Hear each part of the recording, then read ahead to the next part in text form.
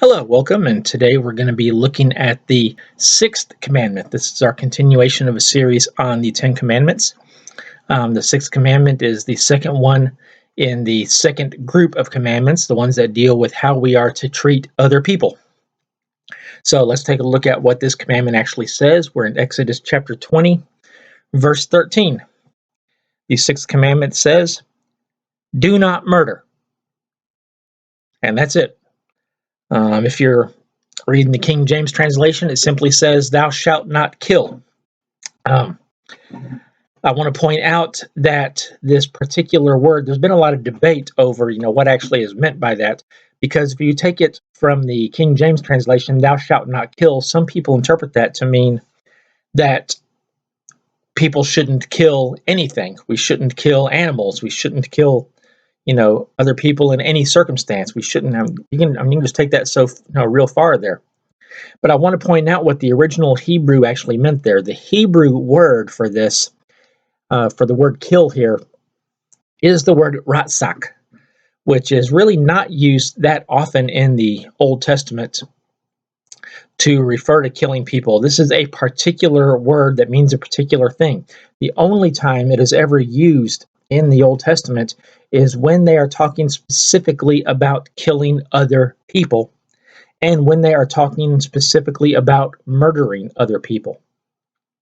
So this commandment, "Thou shalt not kill," or "Do not murder," the way modern translations put it, refers to what we would call first-degree murder.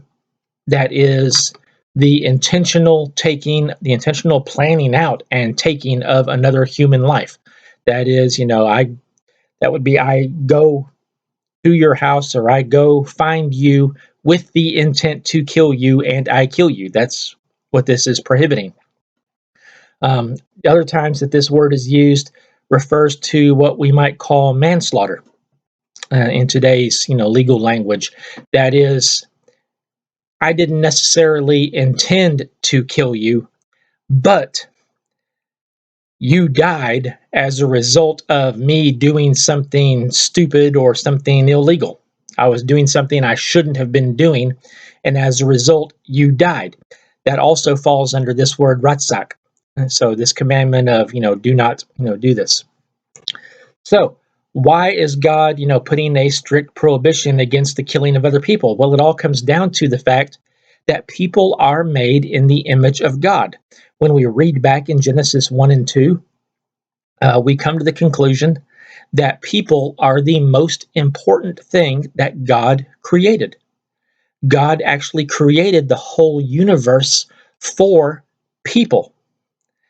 Everything in the universe is created for us to use, for us to discover, for us to see and glorify God through. We are the highest form of creation, and that's why God puts a strict prohibition against the taking of human life. This is not a word, this word ratzak is never used to refer to the killing of animals. So this verb does not mean don't kill animals.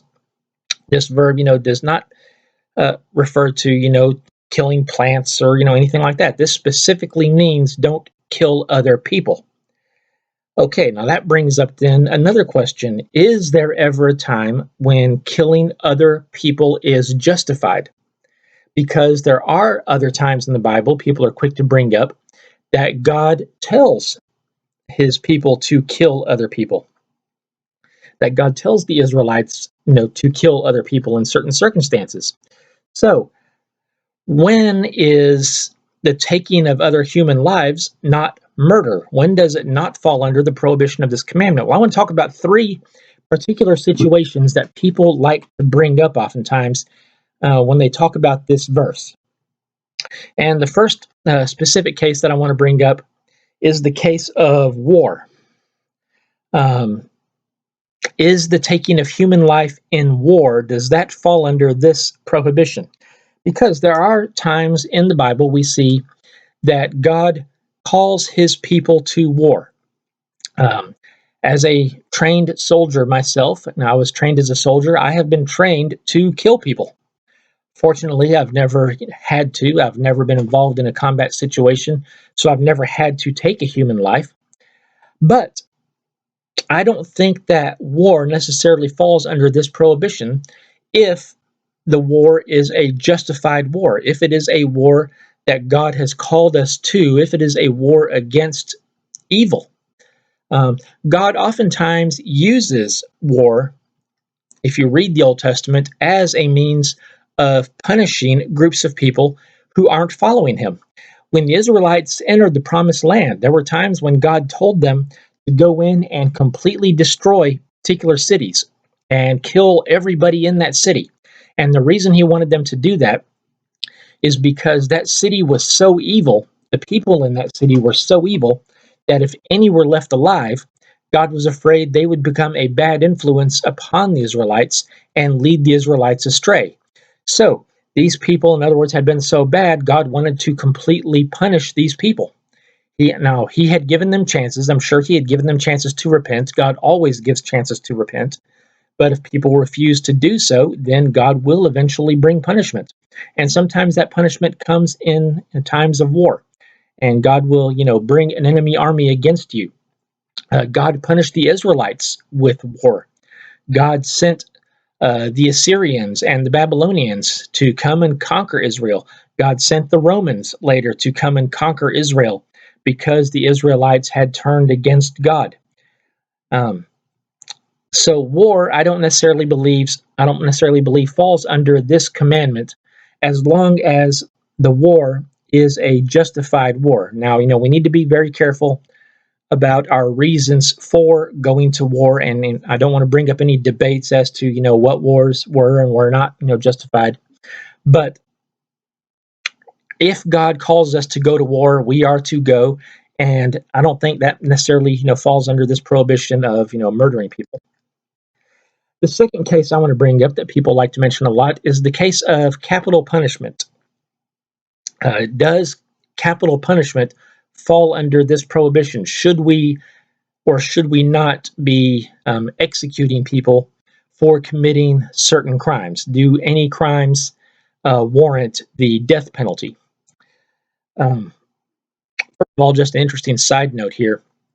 This word capital, and why do we call it capital punishment? The word capital actually comes from the Greek, or not the Greek, from the German word kaput, which simply means head. So capital punishment literally means beheading, or removing the head. That's where the word comes from. That's why we call the place where the nation is led from the capital, because that's the head of the nation. So that's just an interesting little side note there. But is capital punishment ever justified? Well, if we read on in the law of Moses, I want to point specifically here, Exodus chapter 21, verses 12 to 17, where God says, "Whoever strikes a person so that he dies must be put to death. But if he didn't intend any harm, and yet God caused it to happen by his hand, I will appoint a place for you where he may flee. If a person willfully acts against his neighbor to murder him by scheming, you must take him from my altar to be put to death. Whoever strikes his father or mother must be put to death. Whoever kidnaps a person must be put to death, whether he sells him or the person is found in his possession. Whoever curses his father or his mother must be put to death." Interesting one there. Talking about, last week, when we talked about, honoring your father and mother, God actually has capital punishment as the penalty for someone who does not honor his father and mother. Reading on in chapter 22, verses 18 to 20. A few other offenses here.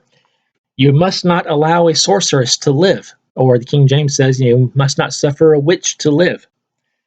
Anyone who practices witchcraft was subject to capital punishment. Whoever has sexual intercourse with an animal must be put to death. Whoever sacrifices to any gods except the Lord alone is to be set apart for destruction. So we see here that God actually authorizes, not just authorizes, God actually commands capital punishment for certain cases. And in chapter 21, we see that in cases of first-degree murder, that is where somebody schemes, somebody plans to go and kill someone else, and they do it, that person must be put to death. And people today will argue, what about our right to life? The Declaration of Independence says everyone has the right to life. Well, just like any other rights, my personal belief, I'm just going to mention here, and you're free to disagree if you want to. My personal belief is once you have violated somebody else's rights, then you forfeit your own. If I violate someone else's right to life by taking his life intentionally, then I have forfeited my own right to life. So I don't think that argument, stands up. God commands the death penalty for murder. God commands the death penalty for other things, including kidnapping, for witchcraft, for certain sexual offenses. Bestiality specifically is mentioned there. So there are situations, and I'm not saying that we should necessarily have the death penalty for all of those offenses. Remember, we as Christians are not under the law. We don't have to, or I don't want to say we don't have to obey the law, but our salvation is not based on whether we obey the law or not. But I believe capital punishment is still, something that is allowed by God. I don't believe capital punishment is sinful in that sense. And I believe it actually is a good idea for certain offenses. I personally don't like the idea of paying my taxes to keep someone alive who has mercilessly killed someone and never shown remorse for it. So that's just my opinion. Again, y'all are free to disagree with me if you want to. But God authorized it. Who am I to say that God is wrong? I do not believe capital punishment is sinful or something that God would not allow. Now, the third special case I want to bring up here is another case this is a very controversial case, and that's the case of abortion. Does abortion fall under this prohibition of thou shalt not kill, or you shall not murder? And people have, if you know me, then you know that I am against abortion in most cases. And I'll tell you why, in a few minutes here. But I've had people actually ask me, how can you be against abortion because you're so-called right to life, but you're in favor of capital punishment? And they don't understand how I can be, for death, in some cases, but against death in other cases. And, my personal statement on that is I don't understand how you can see that there's a difference between the two. There's a difference between killing a hardened criminal who has violated, someone else's life, and an innocent child who hasn't even been born yet. So I just want to bring up a few, specific things here that people like to talk about when the subject of abortion comes up. Because I said most of I'm against abortion in most cases, and the main reason for that is I've been educated as a scientist. Most people, at least in the United States, have some level of education. Most people in the United States, I would venture to say, at least most adults in the United States, know how babies are made. And so to me, the simple solution seems to be, if you don't want to have a baby, then don't do what it takes to make one. I mean, it's simple. Pregnancy is a preventable condition. Now, that being said, there are certain situations that people like to bring up in that case as well. And the first thing they like to bring up oftentimes is the case of rape. What if a woman was raped and becomes pregnant as a result of that rape? Well, what I'll say about that is simply this. Rape is a horrible crime, and I'm not entirely convinced it shouldn't necessarily be on the list of capital offenses. But first of all, rape rarely, if ever, results in pregnant. I'm not if ever. I know it does happen in some situations, but it's really a rare situation that a rape will result in a pregnancy. It does not happen that often. It's not a very high percentage because of trauma involved, because of what time of the month the woman happened to be raped during. There's just a lot of situations that get involved in that. So we're talking about just a very, very tiny number. When you look at the number of abortions that are performed, the number that are performed because of rape is just a very, very tiny percentage of that. And secondly, most women that I know, and I know people are going to yell at me about this. They're going to say, "You're not a woman. You've never been through anything like this. You don't know what it's like." But I do know that women are taught, if you are raped, there are certain things that you should do, and the first one being get to a hospital and report it um, as soon as you can, afterwards. And if you get to a hospital as soon as you can, they can prevent a pregnancy from occurring. Now, I know people they're going to say, well, that's a traumatic situation. You don't know what that's like.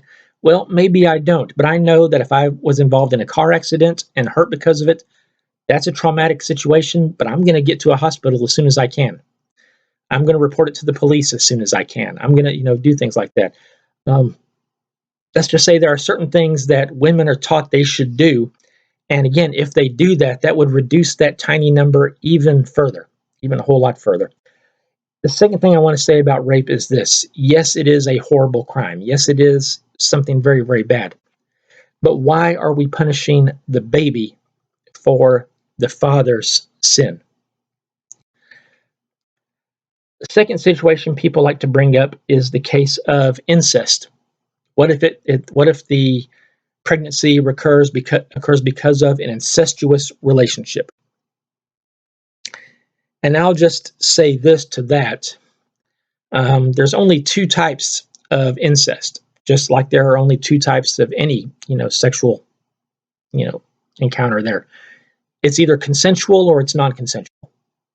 Either it happened with the consent of both parties, or it did not happen with the consent of both parties. If it happened with the consent of both parties, then it's just like any other, situation like that. Again, they know what the risks are. You know how to prevent, a pregnancy from occurring. If it did not happen with the consent of both parties, it's a rape. Pure and simple. Doesn't matter how the people involved are related. Uh, it being an incestuous relationship should not be an excuse to have an abortion if it was a consensual sexual relationship. In my belief, you shouldn't be doing that anyway. Incestual relationships, are illegal in most states. Up to a certain relationship. So, the third case that is brought up oftentimes, and this is the only case in which, in my mind, I think abortion should possibly be considered, and that is a case in which a doctor has determined that if the mother tries to carry the child to term, then it will kill her. And that's simply a case of, well, do you save the child or do you save the mother? Oftentimes, if the mother dies, then the child is going to die as well. So that's probably the only time that I can see an excuse for performing an abortion. Now, again, people like to bring all these situations up, but I want to mention here, I don't have the particular numbers with me, but I want to mention that those three cases, rape, incest, and save the life of the mother, account for only a very, very tiny percentage of the number of abortions performed. If you ask most women who have had an abortion, why they did so, the number one answer that comes up is simply because, or something along the lines of, I did not feel like having a baby. I did not want to have a baby at that time. That's the number one reason. It's simply because of convenience. It's not because of anything that involves those three cases. So, an abortion performed out of convenience, personally, I believe it is murder. Now, they'll say, well, how can you say it's murder? All you're doing is you're removing a part of the woman's body. That's another thing that they like to bring up oftentimes. My body, my choice, they'll say. They'll say it's just like, having your tonsils removed or your appendix removed or something like that. And I beg to disagree with that, again, because of my training as a scientist in this case. There is a difference between a fetus and an appendix. uh, from the time the fetus is conceived. The main difference is that the fetus has its completely own DNA. Now, it may not look like a human for the first, few weeks or whatever, but it is completely separate from the mother. It has its own DNA, different than the mother's DNA, so it's not part of the mother's body. Um, yes, it does draw nutrition from the mother, but every child draws nutrition. Even after it's born, it's going to draw its nutrition from somebody else. Somebody else has to feed it. So, you know, there's no difference between the fetus, I think, and a child who has just been born. What's the difference there? It has its own blood supply. Its blood does not mix with the blood of the mother. The only thing it gets from the mother is its food and its oxygen.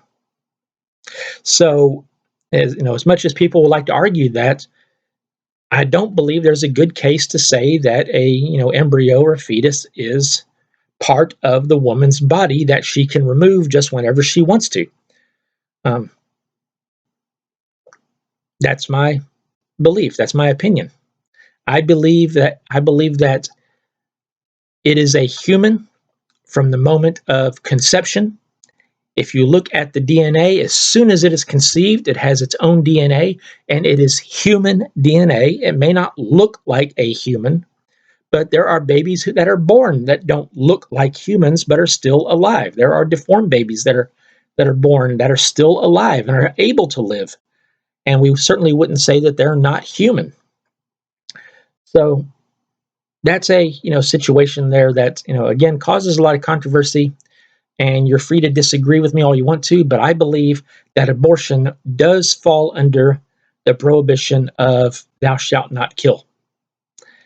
And at least in the very vast majority of cases in which it is done.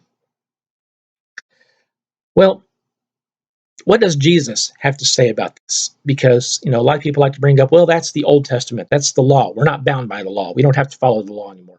What did Jesus have to say about, murder, about killing people? Well, in Matthew 5:21-24, in the Sermon on the Mount, Jesus gives us some very important lessons about some of the commandments. And I think we can actually apply the main principle of this to all of the commandments. In one of my earlier lessons, I cover the Sermon on the Mount. You can look down at those videos and watch the series I did on the Sermon on the Mount. And I talk about this in there some. Jesus talks about the law. And I think the main point that Jesus brings up is God judges the intention, not the action. God judges our motives more than he does our actions. He doesn't, in other words, we don't commit the sin when we commit the action. We commit the sin as soon as we decide to perform the action. Sometimes we commit the sin simply by considering performing the action, even if we don't do the action itself. So, in a sense, Jesus is actually more strict on this than the law is. Let's take a look at Matthew chapter 5, verses 21-24.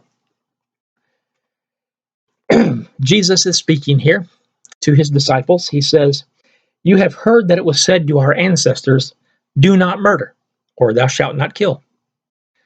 And whoever murders will be subject to judgment.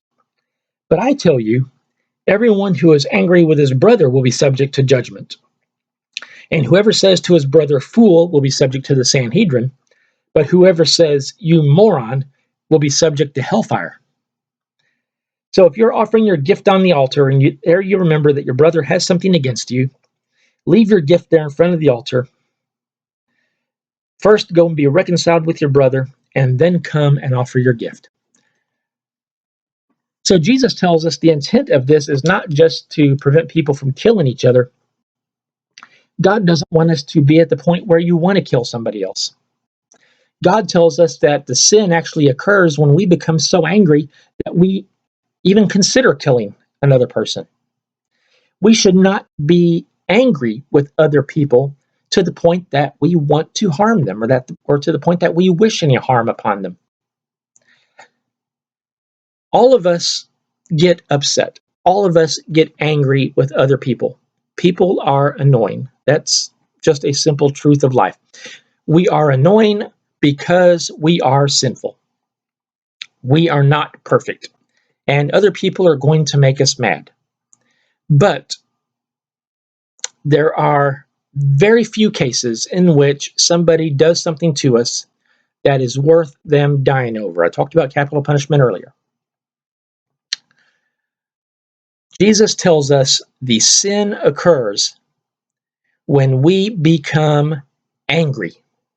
The sin occurs when we let our anger consume us to the point that we want some kind of harm or bad luck or ill will, something, when we want something bad to happen to that other person. We should never become so angry or let ourselves become so angry that we wish something bad would happen to somebody else.